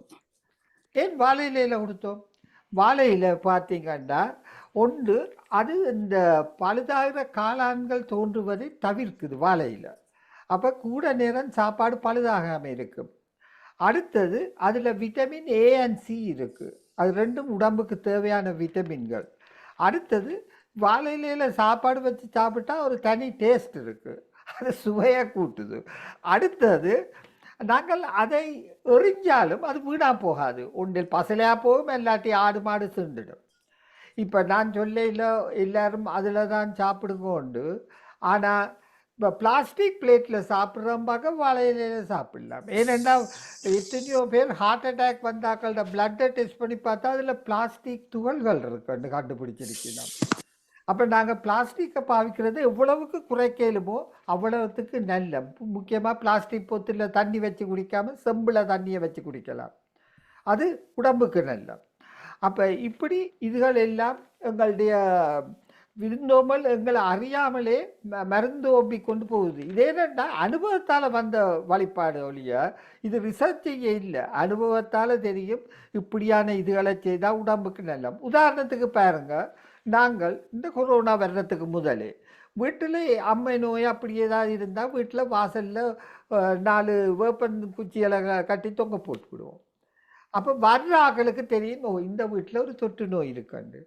கொரோனா காலத்திலேயும் அதே செய்திருக்கலாம். அப்படின்னா எத்தனையோ பேர் இந்த வருத்தம் பெறாமல் தப்பி இருக்கலாம். ஆனால் இது ஒரு சின்ன, இதுக்கு செலவும் இல்லை. வீட்டில் இருக்கிற வேப்பங்கு இதில் 2 இலையை பிடிச்சி தொங்க போட்டாலே ஆக்களுக்கு தெரியும் இதுதான் நண்டு. மற்றது நாங்கள் வீட்டு ஆக்களை வரவேற்க நிறகுடம் வைக்கிறோம். நிறகுடம் வைக்க மாவில் வைக்கிறோம். மாவில் பிடுங்கின பிறகு 4 நாளைக்கு கார்பன் டை ஆக்சைடை எடுத்துட்டு ஆக்சிஜனை வெளியில் விடும். அப்போ அது சுற்றாளர்களுக்கு எங்களோட ஆரோக்கியத்துக்கு நல்ல. அடுத்தது நீங்கள் பாருங்கள், பக்கத்தில் குத்து விளக்கு வைக்கிறோம். அதில் கவனித்து பார்த்தீங்கன்னா 5 திரி எரியும் ஒரே நேரத்தில். அந்த 5 திரியும் என்னன்னா எங்களுடைய 5 சென்சஸ், எங்களுடைய 5 உணர்வுகளையும் பார்வை இப்படி 5 இதையும் பிரகாசமாக வைக்க சொல்லும். அடுத்தது எங்களுடைய வரவேற்கைக்கு நாங்கள் பாருங்கள், இந்த தீபத்தில் மேல் நோக்கி தான் எரியும். தீபம் எப்பையும் மேல் நோக்கி தான் எரியும். அப்போ எங்களுடைய உறவும் மேல் நோக்கி வளர்ந்து கொண்டு போக வேணும் என்ற நோக்கத்தோடு அதை செய்தோம். மற்றது பாருங்க, வீடுகளில் நல்ல விஷயங்கள் நடக்க ஆக்கள் வரையக்க இந்த தோரணம் கட்டேக்க குருவி மேலே பறக்கிற மாதிரி மடிக்கப்படும். துக்கமான விஷயம் நடக்க குருவி கீழே போகிற மாதிரி போடுவீனா. அப்போ ஆக்களுக்கு அந்த வீட்டால் அடியால் போயேக்க ஓ இந்த இதை ஐயோ இதில் ஏதோ கஷ்டகாலம், ஏதோ வருத்தம், யாரோ செத்து இருக்கலாம், உடனே போய் அனுதாபம் விசாரிப்பினம். மற்ற ஒரு நல்ல விஷயம் போய் வேக வாழ்த்திட்டு போக வருவீனம். அப்போ பாருங்க, எங்களோட வாழ்க்கையோட அமைப்பில் எங்களை அறியாமலே விருந்தோம்புவது தான் நோக்கமாக இருந்திருக்கு. அதே மாதிரி நீங்கள் எங்களுடைய பாரம்பரியத்தை எடுத்துக்கொண்டீர்கள் என்றால் விருந்தோம்பல் எங்களுடைய அடிப்படை இது குணாதிசயம். ஏனென்றால் வள்ளுவன் வடிவா டிஃபைன் பண்ணிட்டார், வரவிலக்கணம் கொடுத்திருக்கிறார். நீ கல்யாணம் முடிக்கிறது பிள்ளை பெறுறதுக்கு அல்ல, குடும்பம் பெருப்பிக்கிறதுக்கு அல்ல, விருந்தோம்புறதுக்கண்டு. ஏனென்றால் இருந்து ஓம்பி வாழ்வது எல்லாம் விருந்து ஓம்புவதற்கு என்று வரவிலக்கணம் சொன்ன சமூகம்தான் எங்கள் சமூகம். இங்கே யாருக்காவது ஏதாவது இந்த விருந்தோம்பலை பற்றி கேள்விகள் இருந்தால் கேளுங்கள். ஆனால் தயவு செய்து இந்த வருஷம் தொடர்ச்சி உங்களுடைய நண்பர்களை கூப்பிட்டு வீட்டில் விருந்தோம்புங்க. பெரிய பார்ட்டிஸ் வைக்க வேணுமென்று இல்லை, ஹைலைட்டு இல்லை. எல்லாரும் தனித்தனி மரங்களாக நிற்கிறோம். கூப்பிட்டு இன்னைக்கு வீட்டு வந்து சாப்பிடுங்கோ. வீட்டை யாரும் வந்தால் தேத்தனி. இப்போ உதாரணத்துக்கு நான் உண்மையாக சொல்கிறேன், அனுபவத்தில் சொல்கிறேன். ஆப்கானிஸ்தான்காரர்கிட்ட வீட்டை போனால், sir can I give you some coffee or tea, ஒன்றும் இல்லையானா can I give you bottle of வாட்டர்னு கேட்பினோம். அவிட பாரம்பரியம் அது. அவன் இன்னும் அந்த பழக்கம் இருக்குது ஆப்கானிஸ்தான்கிட்ட. அதே மாதிரி இப்போ நைஜீரியாவில் யாரும் போனால் வந்து காலமே ஒருத்தர் வந்தால், நான் முதல் நாள் வேலைக்கு போயிருக்கிறேன், ஒருத்தர் வந்து கேட்டால், sir how are you sir, I am fine, how is your wife, how is your children, how was your breakfast, இதெல்லாம் கேட்டுட்டு போவாங்க. இல்லை அவையோட பாரம்பரியம் அது. எங்களையும் அப்படித்தான் நாங்கள் நெருக்கமாக ஒன்றாக வாழ்ந்த நாங்கள். ஆகவே இந்த முறை நாங்கள் ஒரு முயற்சியை எடுப்போம். அதாவது நீங்கள் யாரையாவது உங்களுக்கு தெரிஞ்ச நண்பர் ஒருவரை, கனகாலமாக கதைக்காத ஒருவரை கூப்பிட்டு இப்படி இருக்கிற நாளைக்கு வந்து எங்கட வீட்டு வந்து சாப்பிட்டு போனேன்னு எல்லாரும் இதில் இருக்கிற அவ்வளோ பேரும் சொன்னால் நாளைக்கு கிட்டத்தட்ட 40 வீட்டில் விருந்து நடக்கும். லக்கிரி தான் எனக்கு கிடைக்கும் என்று சொல்லி யாராக்கு இது கேள்விகள் இருந்தால் கேட்க சொல்லி இந்த சந்தர்ப்பத்தை தந்ததுக்கு நன்றியுடன் விடைபெறுகிறேன். நன்றி, வணக்கம். நன்றி. உங்களுடைய உரை மக்களை கவர்ந்திருக்கும். இப்பொழுது எல்லோரும் உங்களோட வீட்டுக்கு விருந்து உண்பதற்கு வருவதற்கு ரெடியாக இருப்பார்கள் நினைக்கிறேன். ஆனால் நீங்கள் இருந்து ஓம்புவதற்கு தான் நீங்கள் தனிமரமா நிற்கிறீர்கள். ஆகவே இப்பொழுது வந்து நாங்கள் ஒரு திறந்த கலந்துரையாடலை நாங்கள் கொண்டு வருவோம். விருந்தோம்பல் பண்பு பற்றி பேசியிருந்தோம். எங்களுடைய பண்பாட்டிலே பெண்களுடைய பங்களிப்பு உலகத்துக்கு இருந்தது பார்த்தோம். அதுக்கு முதல் ஜெயா தம்பையா வந்து வன்னி மரபுகள், அதாவது வன்னி வளநாடு இவ்வாறு வந்தோரை வரவேற்றது. இந்த எல்லா எங்களுடைய போர்க்கால பிரச்சனையில வன்னி மக்கள் வந்து எவ்வளவோ மக்களை அனுசரித்து போயிருக்கிறார்கள், அவர்களுக்கு உணவு ஊட்டி இருக்கிறார்கள். அது வன்னி பாரம்பரியத்திலே உண்டு. ஆகவே இப்பொழுது உங்களுடைய கருத்துக்கள், அதாவது இந்த பாரம்பரியம், தமிழர் பாரம்பரியத்துக்கு இந்த 3 தலைப்புகளும் அந்த வந்து பேசியவர்களுக்குரியது.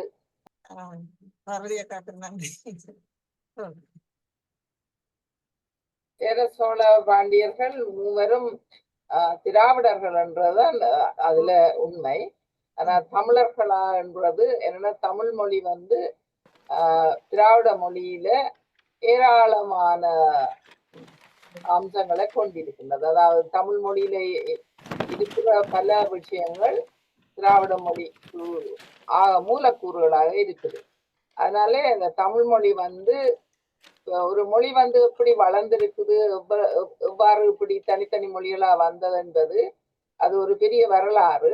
ஆனா அந்த வந்த 3 பேரும் திராவிடர்கள் என்பது அந்த 3 குறிச்சிகள். இப்ப மலையாளம் எல்லாம் மலையாள ஆக்கள் பேசும் பொழுது நீங்க பக்கத்துல நின்றா உங்களுக்கு ஓரளவு விளங்கும் அவர்கள் என்னத்தை கதைக்கிறார்கள் என்று. ஏனென்றா அது தமிழ் மொழி போல இன்னொரு மொழியாக அது மாறி இருக்கு. இரண்டாம் நீலகிரி மலைக்கங்கால மலைத்தொடரால புவியியல் காரணிகளாலேயும் வேற அவைகள் சமஸ்கிருதத்துக்கு கூட முகம் கொடுத்தபடியாலும் அது இன்னொரு மொழியாக மாறி இருக்கொழிய உண்மையிலும் அது ஒரு கிளமொழியாகத்தான் இருந்தது. தமிழ் மொழி ஒரு கிளமொழி, அது ஒரு கிளமொழியா இருந்து காலப்போக்கில் அந்த ரெண்டுக்கும் இடையில முகம் கொடுக்க வேண்டிய சில விடயங்களாலே, அதாவது மலையாள மொழி தமிழ் மொழி போல ஒரு சகோதர மொழிதான்.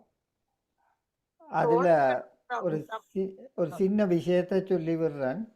ராவ் பகதூர் இவர் சுந்தரம் பிள்ளை மனோன்மணியம் என்ற அந்த நூலில் எழுதியிருக்கிறார். அழகாக அதை சொல்லி இருக்கிறார்.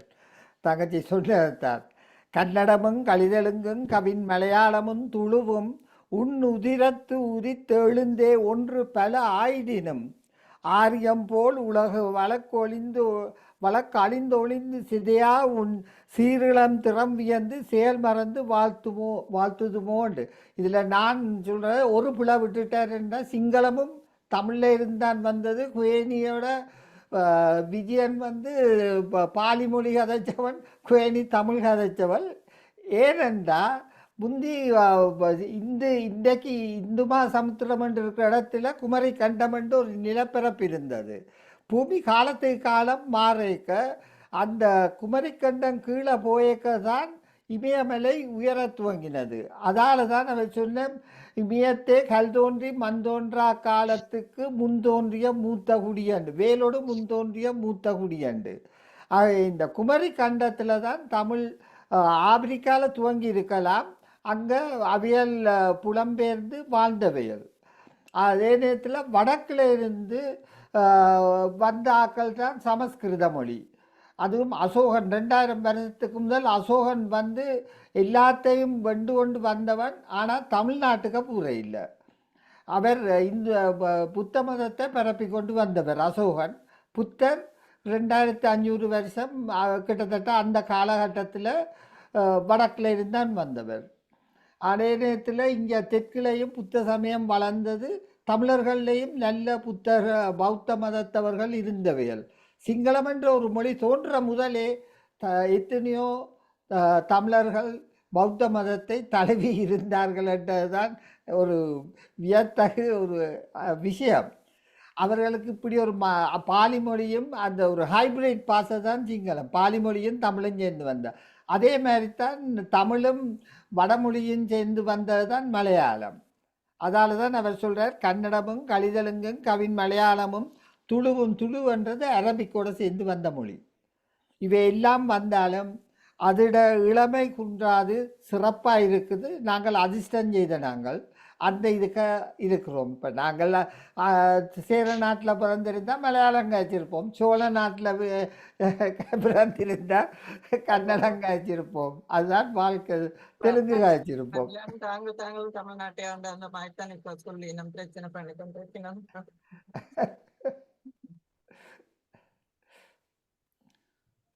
நன்றி நன்றி சாரதா கேள்விக்கு அதுக்குரிய விளக்கம் டாக்டர் பார்வதி சென்று புரிந்தவையில் வன்னி மாவட்டம் கிளிநொச்சியோட சேர்ந்தது தெரியுமெண்டா சொல்லுங்க ப்ளீஸ். ஆமா ஆமா சொல்லுங்க.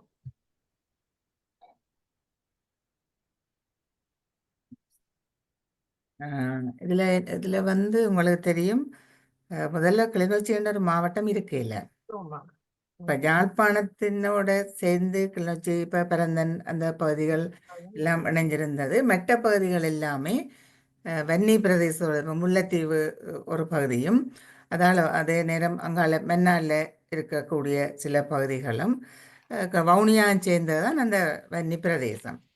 அது பிரிக்கப்பட்ட பிறகு அது இப்போ நிர்வாக மாவட்டமாக தான் கிளிநொச்சி பிரிக்கப்பட்டிருக்கு. அதிலே முக்கியமாக வந்து நாங்கள் இந்த வன்னிக்குள்ளே பார்க்க இந்த அக்ராயன் பகுதி வந்து கிளிநொச்சியில் இருக்கிற அக்ராயன் பகுதி முதல் வன்னி பகுதியாக இருந்திருக்கு.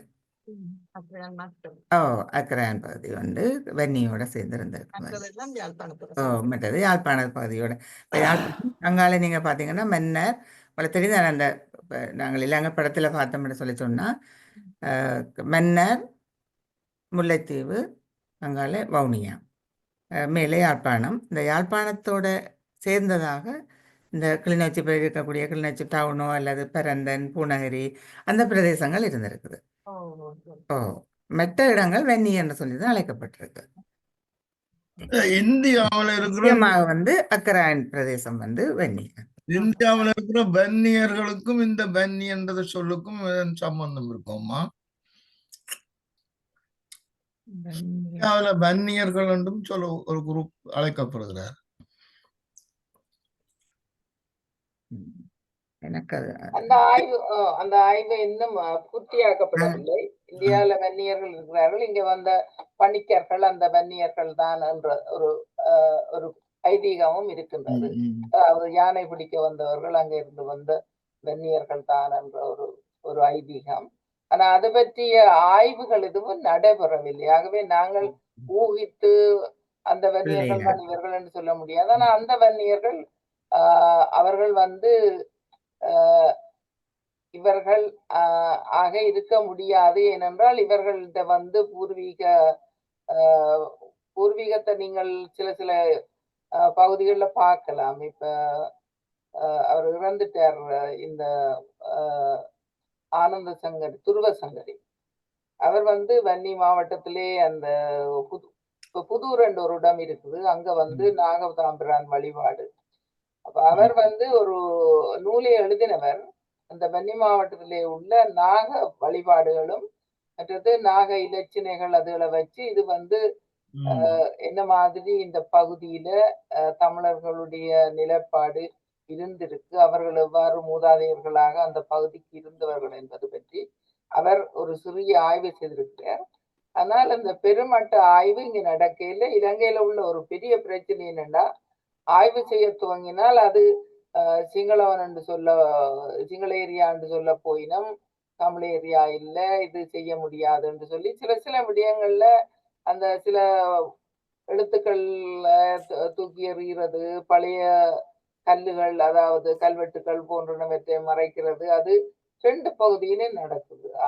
சிங்கள பகுதியில் நடக்குது, தமிழ் பகுதியிலையும் நடக்குது. அப்ப இதனால இந்த எங்களுடைய ஒரு வரலாறை, எங்களோட நாட்டினுடைய வரலாறு எழுத முடியாத நிலையில இருக்குது. என்னன்னா இது இந்த உணர்வுகளை மக்கள் தலையிலே கூறுறபடியால் அப்ப உண்மையான ஒரு நிலை எப்படி என்று ஒரு வரலாற்று ஆசிரியர் அல்ல தொழிலாளர் அறிந்து கொள்வதற்கு முடியாமல் அரச தடைகளும் இருக்குது. இந்த உணர்வுகள், அந்த மொழி உணர்வுகளால உந்தப்பட்ட மக்கள் கூட்டத்தால அதை ஒரு சரியான ஒரு ஆய்வுக்குள்ள கொண்டு வர முடியாத ஒரு நிலை இருக்குது. இப்ப இவர் சொன்னது போல ரகுபதியும் பேராசிரியர் ரகுபதியும் சொல்லியிருக்கிறார், அவர் ஆய்வு செய்திருக்கிறார். கந்தரோடையில கூட தமிழ் புத்தர்கள் இருந்திருக்கிறார்கள். இப்ப இங்க குருந்தூர் மறையிலே அங்க புத்த சமய கோயில் எழுப்புறதுக்கும் அதை சிங்கள பகுதியாக மாற்றுறதுக்கும் முயற்சி நடக்குது. ஆனா தமிழ் புத்தர்கள் இருந்ததுக்குரிய அடையாளங்கள் அங்க இருப்பதாக முன்னரே கண்டுபிடித்திருக்கிறார்கள். இந்த ஆய்வு செய்கிறதா அதில் ஒரு தமிழாக்களுக்கு ஒரு கஷ்டம் இருக்கு. என்னென்றால் இந்த ஆய்வை செய்து கொண்டு போயிருக்க அவர் சிங்கள ஆக்கள் கொண்டு இப்போ கந்தருடைய எல்லாம் புத்தர் சிலை இருந்தது, கொண்டு புத்தர் சிலையை வச்சிட்டு ஆய்வை செய்து கொண்டு போயிருக்க அந்த சிலையை கொண்டு வச்சிருக்கிறது, வச்சுட்டு சொல்றது இது சிங்கள பரம்பரை இருந்த இடம் உண்டு. அதால இந்த ஆய்வு செய்கிற ஆக்களுக்கு வேலை கஷ்டமாயிருக்கு. இது வந்து இந்த உணர்வால வர ஒரு பிரச்சனை. இந்த மக்கள் வந்து ஒரு என்னுடையது நான் என்ற மமதை கொண்டு எங்களுடையதுதான் என்ற அந்த உதாரணமாக தென்கிழக்கு ஆசியாவில் கம்போடியாவுக்கு நான் போயிருந்தேன். அந்த கம்போடியாவில் ஒரு பகுதியில வந்து தமிழ் மன்னர்கள் சென்று அங்கு வந்து அவர்கள் ஆட்சிக்கு போகவில்லை. அவர்கள் வியாபார நோக்கத்தோட போய் அங்கு வந்து கோயிலை நிறுவி இருக்கிறார்கள். ஆட்சிக்கு போயிருந்தால் அவர்கள் அங்கே பிடித்திருப்பார்கள். அப்படி ஆட்சியை பிடித்ததாக ஒன்றும் இல்லை. அப்ப இந்த ஆலயங்களை கட்டி அதுக்குள்ள வந்து சிவனுடைய சிலைகள், சிவனுடைய சூலங்கள், அதாவது அந்த பிறை போன்றன எல்லாம் அங்கு இருக்குது. ஆனா பக்கத்திலேயே ஒரு புத்த கோயில் வந்துட்டுது. அது வந்து காடாய் ஒருவருக்குமே தெரியாத பெரிய பரப்புள்ள ஒரு பகுதி. அங்கு அகழி எல்லாம் வெட்டி அதை சுத்தி மகாபாரதம் கூட சுவர் எல்லாம் கீறி இருக்கிறார்கள். ஆனால் இப்பொழுது அந்த நாட்டு தங்களுடைய பௌத்த சமயம் அது வந்து அதுக்குள்ளே பௌத்த சமயம்தான் என்ற ஒரு உணர்வுடன் அங்கு சென்று சிவனுடைய சிலைகளை எல்லாம் எடுத்து போட்டு பௌத்த சிலையை கொண்டே அதுக்குள்ள வச்சுக்கிறார்கள். ஆனா வெளிப்புறத்துல எல்லாம் பார்க்கும் பொழுது அது இந்து ஆலயமா தான் அது இருக்குது. ஆனா உள்ளுக்குள்ள பார்த்தா பௌத்த சிலை. அப்ப இதெல்லாம் இந்த உணர்வு ரீதியில இந்த மக்களுக்கு இடையில உள்ள ஒரு உணர்வு போராட்டத்தால எங்களுடைய என்றதை நாங்க நிரூபிக்கணும். அந்த பழைய முறைகளை பழைய இதுகளை எல்லாத்தையும் அழிக்கிறார்கள். இதனால உண்மையான வரலாறை எழுத முடியாத ஒரு நிலையிலே இருக்கிறார்கள். அப்ப ஆனா நீங்க கம்போடியால போய் பார்த்தீங்கன்னால் அது வந்து ஒரு 2 பண்பாட்டினுடைய ஒரு 2 இணைஞ்ச ஒரு நிலைமையை நான் பாலியில கூட பார்த்திருக்கிறேன். பாலியில போய் பார்த்தால் அங்கு ஒரு என்ன தெப்பக்கேணி, அந்த தெப்பக்கேணி வந்து பாலியில வந்து இருக்குது. அதை பார்க்க நல்ல அழகா இருக்குங்கிட்ட அதே முறையிலேயே தெப்பக்கேணி செய்திருக்கிறார்கள். நடுவில் நீங்கள் கடந்து போறதுக்கு ஒரு சின்ன ஒரு பாதை மாதிரி கொண்டு வச்சுக்கிறார்கள். அதுலயே காலை வச்சுதான் நடந்து போகலாம்.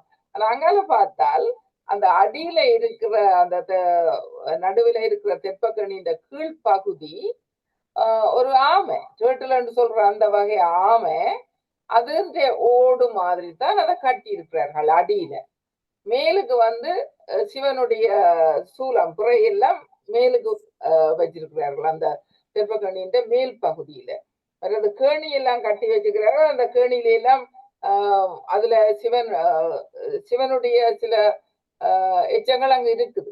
ஆனா அது என்ன நடக்குன்னா அந்த நாட்டு மக்கள், அதாவது அவர்கள் பொலினீசியன் மக்கள் என்ன, அப்ப அவர்கள் வந்து இந்த சமயத்தை தழுவிட்டார்கள். பாலியில 80-90 விதமானவர்கள் இந்துக்கள் அந்த பாலிய தீவில. ஆனால் அவர்களுடைய நாட்டு மரபும் அதுவும் இணைஞ்ச ஒரு சமயமா தான் அங்க இருக்குது. அவர்களுடைய செத்த வீடு நடக்கைக்குள்ள பார்த்தேன். அவர் 3 மாதத்துக்கு பிறகுதான் செத்த வீடு கொண்டாடுறார்கள். அது மணிகள் எல்லாம் அடிச்சு வீட்டுக்கு வெள்ள உடுப்பு எல்லாம் உடுத்து போறார்கள். அது ஒரு அந்த பண்பாடு, 2 பண்பாடும் கலந்த ஒரு நிலையை அங்க நாங்க பார்க்கக்கூடியதா இருக்கு. அவர்களுடைய அந்த ஆலய அமைப்புகள் எல்லாம் வித்தியாசம். எங்கண்ட இந்திய அமைப்பு முறைக்கும் அவர்களுடைய அமைப்பு முறைக்கும் இடையில நிறைய வித்தியாசங்கள் இருக்கு. பார்வதி சொன்னதுக்கு மேலதிகமாக தாய்லாந்து சுவர்ணபூமி ஏர்போர்ட்ல இந்த படம் உள்ளுக்கு சிலையாக வார்க்கப்பட்டிருக்கு. அந்த பால்கடல்ல பூனாக்கள் பார்த்திருப்பீங்க. இது பெரிய ஒரு இது இருக்கிறேன். நான் போன வருஷம் போனாங்க. இது வந்து அந்த தாய்லாந்து ஏர்போர்ட்ல வேற இடத்துல பெரிய பெரிய சிலைகள் எல்லாம் அங்கால இருக்கு. அங்க வந்து மகாபாரதம் அவைகளுக்கு மிக முக்கியம், ராமாயணம் முக்கியம். அந்த இந்தோனேசியாவிலையும் பாலியிலேயும் அதே இதுதான், மகாபாரதம் ராமாயணம் 2 கூடுதலா ராமாயணம். அப்ப இதுல வந்து நீங்க பாத்தீங்கன்னா இந்த ஏர்போர்ட்லயே கட்டி இருக்கணும். இது பேங்காக் ஏர்போர்ட்ல நீங்கள் ஒரு பகுதியில இது பெரிய நீளத்துக்கு இருக்குது. இந்த கருத்தின் அந்த தமிழர்கள் அங்கே இருந்தவையா அல்லது இங்க இருந்த அந்த வியாபாரங்கள் அந்த நேரம் போன நேரம் அந்த வியாபாரமாக போய் அங்கு அரச அந்த வணிக அந்த கப்பல்கள் எல்லாம் முந்தி போயிருக்கு தானே கடா. இப்ப நீங்க மலேசியால பாத்தீங்கன்னா அங்க இருக்கிற மலேசியா கோலாலம்பூர் என்ற பேரே ஒரு சமஸ்கிருதம் கலந்த பேர் தானே கோலாலம்பூர். அது அவர்களுடைய மலேசிய நாட்டு மொழியை வந்து பாஷா மலே என்று சொல்றது, அந்த மொழி அல்ல.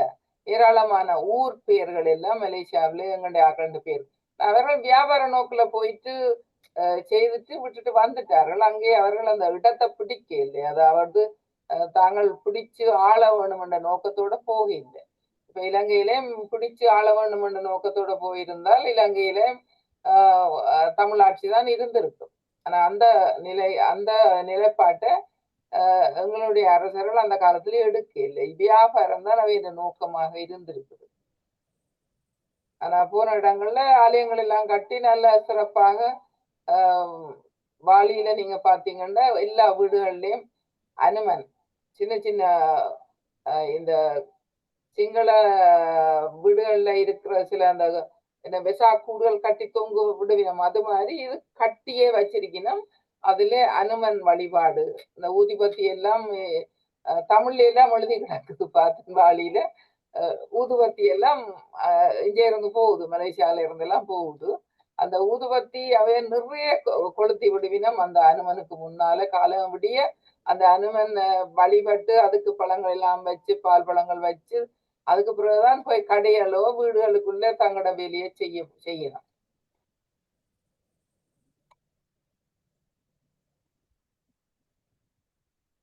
ஆனா நீங்கள் எல்லாரும் உண்மையா அந்த எங்களுடைய மரபு அந்த என்ன மாதிரி இந்த பெரிய நிலப்பரப்புல கட்டி வச்சிருக்குது அந்த கம்போடியாவுல. அதுல இப்ப எனக்கு காலி பேலாது நல்ல நான் அந்த முந்தியே போனபடியா ஏறி எல்லாம் பார்த்தது. அந்த இடங்கள் பெரிய பரப்பளவு, அது பார்க்க மிக பனை. அவர் கம்போடியாவுல இருக்கிற பனை தான் அது இங்கே இருந்து இந்தியாவில இருந்து கொண்டு போய் விதைச்ச விதைகள். என்ன பனை அவர்களுடைய அரச மரம். ஒவ்வொரு நாட்டுக்கும் ஒவ்வொரு மரம் அரச இங்க என்ன மேப்பிள் லீஃப் இருக்கிற மாதிரி கம்போடிய நாட்டுல வந்து பனை அவர்களுடைய ஒரு அரச மரமாக வச்சிருக்கிறார், அந்த நாட்டு மர இலச்சினையா. நன்றி நன்றி. வேற யாராவது?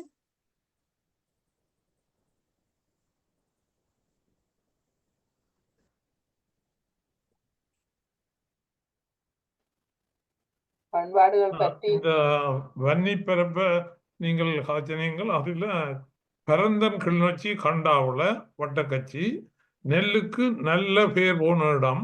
அந்த நெல்லு விதைக்கிற காலத்திலையும் அறுவடை செய்கிற காலத்திலையும் 45-50 மட்டும் உழவு மாட்டு இயந்திரம் தான், மாட்டு உழவாதான் செய்தது. அப்புறம் 55ல இருந்து டிராக்டர் வர துவங்கிட்டது.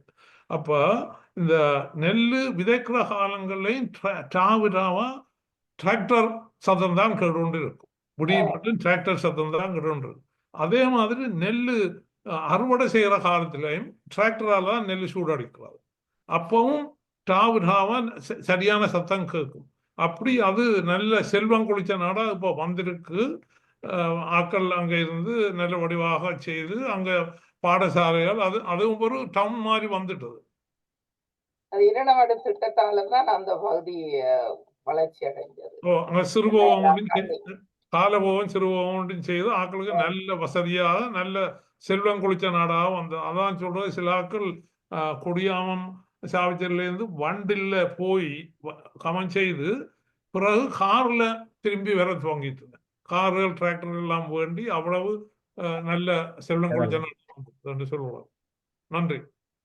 இப்போ உண்மையா இப்போ நாங்கள் இருந்த காலத்தில், ஊரில் இருந்த காலத்தில் கூட நாங்கள் பார்த்துருக்கோம். அந்த மாடு தான் உழுறது, கலப்பை வச்சு உழுறது, மாட்டை கொண்டு அந்த சூடு அடிக்கிறது, அதெல்லாம் மாட்டை கொண்டு செய்த காலங்கள் நாங்கள் பார்த்துருக்குறோம். அந்த அந்த அந்த காலத்தில் எரும மாட்டை கொண்டு சுத்தி சேர்ந்தவர்கள் எங்களுடைய ஐயா தான் முதல் அந்த ஊரு கிராமத்துல டிராக்டர் வாங்கினோம். அதுக்கு முந்தி மாடுதான் எல்லாம். உழுகிறது, பலகை அடிக்கிறது, சூடு அடிக்கிறது, எல்லாத்துக்குமே மாடுதான். எரும மாட்டை வச்சுத்தான் அந்த ஆரம்ப காலகட்டங்கள்ல வயல்களில் இந்த இதுகளை செய்திருக்கணும். இப்போ அதுக்கு பிறகு டிராக்டர் வந்துட்டுது, ஐயா சொன்ன மாதிரி டிராக்டர் வந்துட்டுது. இப்போ டிராக்டருக்கு பிறகு உண்மையாக அது இன்னும் அந்த டெக்னாலஜி வந்து நல்லா வந்து பருவி வெட்டுறதுக்கு, உழுறதுக்கு, சூடடிக்கிறதுக்கு, வரம்பு வெட்டுறதுக்கு எல்லாத்துக்குமே இப்போ மெஷினரிஸ் இருக்குது. இப்போ உண்மையாக வேலை செய்கிற ஆட்களுக்கு வேலை இல்லைன்னு தான் சொல்லணும். அருவி வெட்டெல்லாம் இப்போ வெட்டுற இல்லை, எல்லாம் மெஷின். அது கொஞ்சம் அந்த டெவலப் ஆகி வந்துட்டு எல்லா இடங்கள்லையும் வந்து இது. பத்மநாதன் அங்குள்ள இந்த நீர்வேலியில வந்து நாங்க சின்னல்ல போய்க்குள்ள அந்த சூத்திர கிணறு ஓ அதை பார்த்து நாங்க அந்த மாடு இப்படி சுத்தி மாடு சுற்றி கொண்டு வர அதுல நாங்கள் ஏறி ஒரு விளையாடி மாடு சுத்தி வர பட் அந்த அநேகமான இதுக்கு இடங்கள்ல வந்து அந்த துலா இருந்தது தானே, துலாம் இருக்கிறது, அந்த தண்ணி எடுக்கிறதுக்கு யாழ்ப்பாணத்துல துலாம் இருக்கிறது ஃபேமஸ். இருக்குது.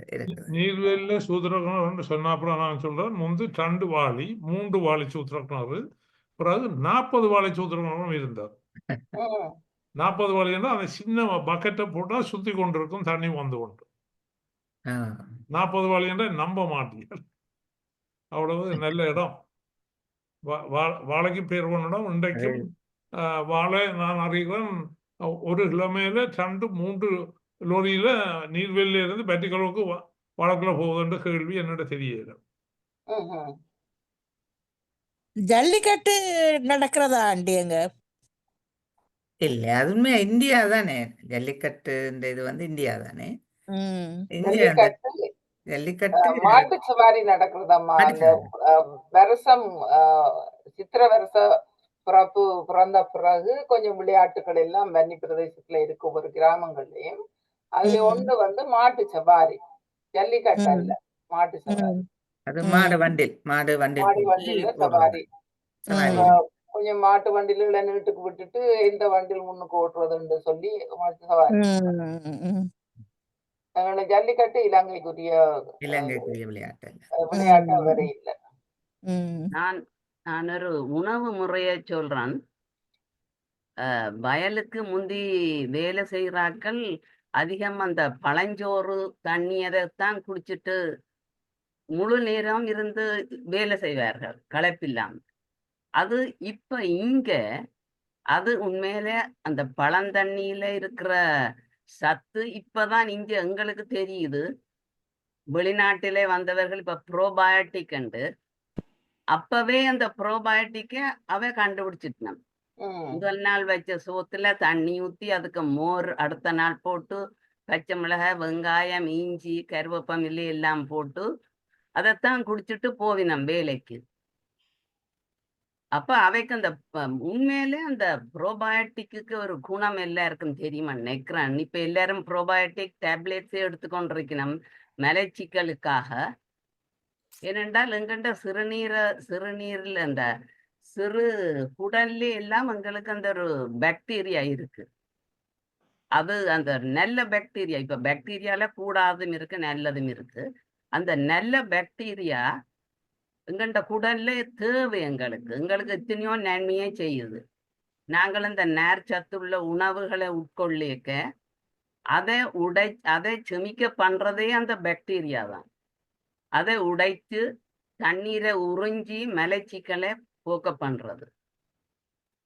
அப்ப அந்த பாக்டீரியாவின் வளர்ச்சிக்கு நேர்ச்சத்தை கொடுக்கணும். நேர்ச்சத்துல தான் அந்த பாக்டீரியா வளருது. அப்ப பாக்டீரியா வளர்றதுக்கு நாங்கள் அதை சொல்றது ப்ரோபயோட்டிக் என்று, நேர்ச்சத்துள்ள உணவை ப்ரோபயோட்டிக் என்று. அப்ப நாங்கள் பாக்டீரியாவுக்கு உணவை கொடுத்தா பாக்டீரியா எங்களுக்கு திருப்பி நல்ல இதை கொண்டு வரும். அப்ப இந்த முறையை எங்கள்ட முந்தின பாரம்பரிய உணவு வகையிலேயே கண்டுபிடிச்சு அதை செய்திருக்கிறார்கள். இப்ப அமெரிக்காலையும் இது கூட இதுண்ட பாவனை இருக்குன்ட்டு நான் நினைக்கிறேன், பழம் சோறு சாப்பிடுறது. அது உண்மையா வெந்நீல சொல்றது வந்து அந்த கரையல் என்று சொல்லி, பழஞ்சோட்டு கரையல் என்று சொல்லி சொல்றது. அதே அந்த கரை நல்ல கரை எல்லாத்தையும் கேட்கறதானே. சில பேர் தேங்காய் பால் வடிவினம், தயிர், மோரும் மோர்ல இந்த தயிர்லயும் இந்த இதுகள் இருக்கு. அது கூடுதலா காலை சாப்பாடா கூட. ஆமா, நீங்கள் சொல்ற கரையல் வேற, இது சமைச்ச சோறு இரவுல தண்ணி ஊத்தி வச்சு விடிய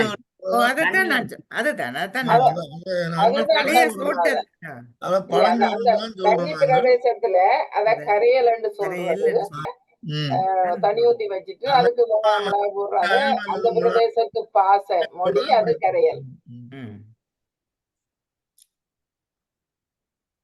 நன்றி.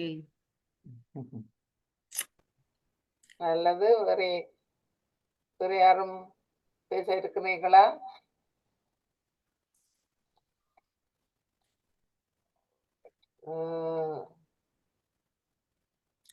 நன்றி எல்லோருக்கும்.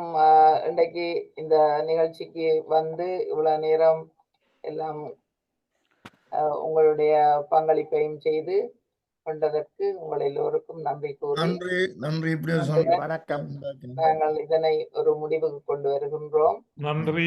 உங்கள் அனைவருக்கும் மூவருக்கும் மிக்க நன்றி. அத்துடன் இதனை வழிநடத்திய ராஜினி தாசிசியஸ் அவர்களுக்கும் எங்களுடைய நன்றியை கூறிக்கொண்டு இத்துடன் இதனை முடிவுக்கு கொண்டு வருகின்றோம். நன்றி. அடுத்த முதலாம் திங்கட்கிழமை நீங்கள் எங்களுடைய நிகழ்ச்சியை பார்க்கலாம். நன்றி. நன்றி, வணக்கம்.